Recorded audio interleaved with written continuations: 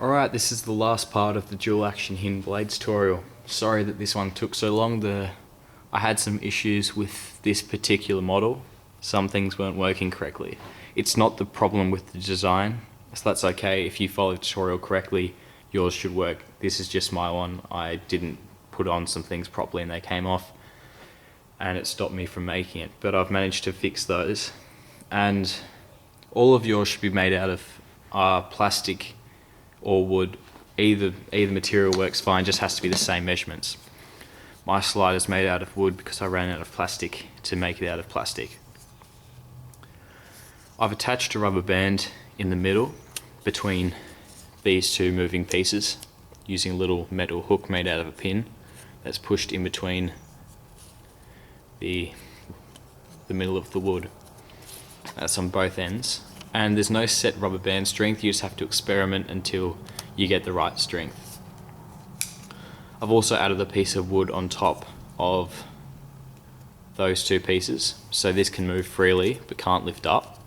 You just need to make sure that it is roughly 2 millimeters thick, and you'll see why in a sec. That's on both sides. So these need to have spring. And I've also attached a piece of plastic which is going to act as the switch to operate it. And this piece fits into that groove right there. So once it fits in there, it stops it from going all the way back. And when it's pushed forward, it stops it from going all the way forward. This piece that's added onto here is just a piece of wood, and this is optional if it doesn't work correctly, because mine was, the piece of the blade was hitting this and it was springing back. I'm just using this to stop this going all the way forward. You don't have to do this, but you can if you want to. So I'll assemble it together and show you how it works. You start off by inserting the blade, push this forward and have it about resting halfway.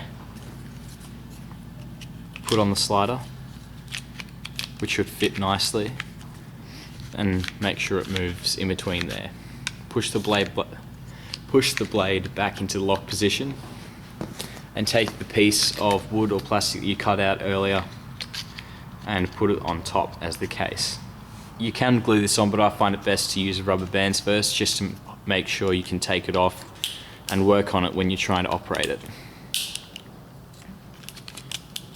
These don't have to be too tight, they're just there to help hold everything together.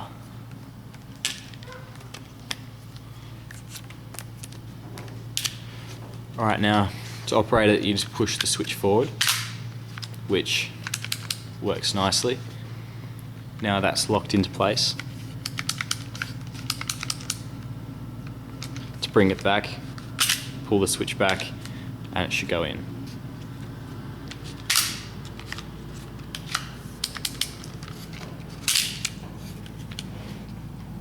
And that's basically it. I find that this is the most, at the moment, because I haven't experimented with the wheel design, this is a very basic way of operating it.